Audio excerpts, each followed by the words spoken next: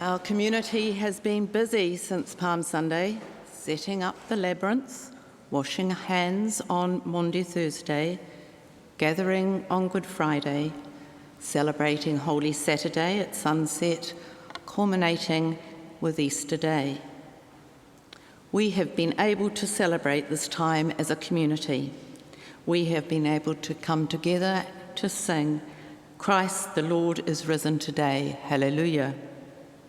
We are now in the 50 days of the Easter season, which finishes on the day of Pentecost.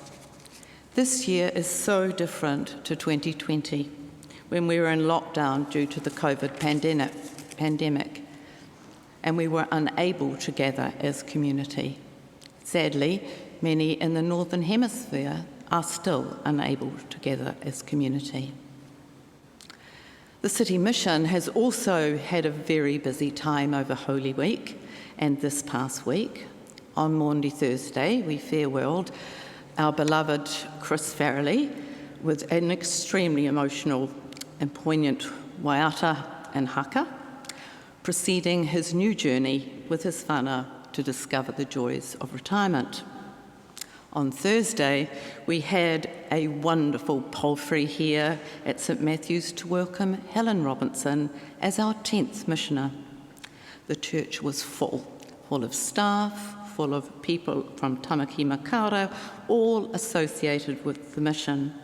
Helen was supported by her whānau, mostly from Wellington, and the many organisations she's been involved with in her life. Bishop Ross and Bishop Kito installed Helen as our 10th missioner, our second woman, and it was wonderful. And I wish to thank Waiora Port for the wonderful support she gave Helen all this day. During Eastertide, we hear readings from the Book of Apostles, telling the story of the early believers of the Way. Today's reading describes an idyllic community. Now the whole group of those who believed were of one heart and soul, and no one claimed private ownership of any possessions, but everything they owned was held in common. We know that at that time, communal communities such as those at Qumran and the Essenes existed, so this communal and sharing of property was not unusual in the ancient times. We also know from further reading in Acts that those who had land and property were actually able to keep their property if they wished. We are a community of hope, and because we're a community of hope, we don't give up on those who have lost hope. Sometimes we feel hopeless ourselves, but we don't even give up on ourselves. If God can raise Jesus from the dead, then there's always hope in God. So we are called to be a community of hope, never giving up on others or ourselves, because God doesn't give up on us. The Auckland City Mission is an example of a hope community standing with the desperate people of Tamaki Makaurau. We have been doing this for 100 years and counting. Our 8th missioner, Dame Diane Robertson, had a vision which became known as Mission in the City. This vision was the development of the site next door, where the mission had been operating since the 1980s. This vision has now been realised in the building that we call Home Ground and is nearly complete. This building will house 40 chronically homeless individuals and 40 people who need social housing. This will be a new community on our doorstep. Home Ground will have a detox unit that includes social and medical detox, which is a first for Auckland. We have the Quarter Health, and a dentist is joining us, to name a few of our new facilities. When I joined the mission a decade ago, we had 3 people in our homeless team. There are now something like 29. And we were giving food to anybody who walked through the door, but we also were aware that many were missing out because they weren't able to walk through that door. During our COVID lockdown last year, with the support of MSD, we housed the majority of our rough sleepers in the city. Our Street to Home team now supports nearly 200 people in housing. Many are still in emergency accommodation due to Auckland's chronic housing shortage. In preparation to our move to home ground, we have adapted our work practices and employed many new staff. We are a transformed community.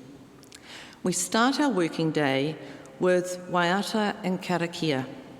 Hearing the Lord's Prayer sung in te reo each morning is just joyous and amazing. You feel the Spirit of God is alive in the land. John's Gospel tells the story of Thomas' doubt about Jesus' resurrection. For me, Thomas's doubt seems perfectly reasonable. The resurrection story is difficult to accept at face value. Jesus was crucified, truly died, and then the tomb is empty. Then Jesus appears to the women and later the disciples. A truly miraculous story. Have you believed because you have seen me? When Dame Diane first proposed the Mission in the City project, there were many doubters. And then the global financial crisis came and the project was closed. The homeless numbers were growing in our city. Chris Farrelly and Helen Robinson, as GM of Social Services, along with the board, worked to establish home ground and find the money to complete this huge undertaking. A mere 100 million plus, and we have it, thanks to the people of Auckland. The doubters started to believe. The people of Tamaki Makaurau supported the project financially. The government also helped. The Auckland City Mission has become a social housing provider, a health service provider, and offers those in need food security. We have been able to achieve this by having faith and belief. Blessed are those who have not seen and yet come to believe. A huge amount of work has already happened, and there's even more work ahead of us. We moved out of Hobson Street site to Union Street in September 2018. We shared our last meal and drop-in on a Friday and opened the doors at Union Street on Saturday morning, sharing breakfast in Haiata. That was truly remarkable. There is a team now planning our return in a few months. The task is enormous. However, we do have faith and believe that this move back to our home will be as smooth and seamless as our leaving.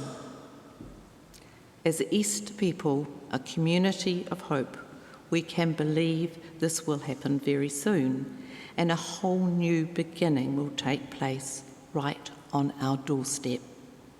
The mission and St Matthew's in the City's community will have a new way of living with each other. We may have new members of the congregation. The mission staff may come more frequently. And you may all find ways to come into home ground to connect with the mission. I know many of you do volunteer in Haiata, but it would be lovely to see many more of you.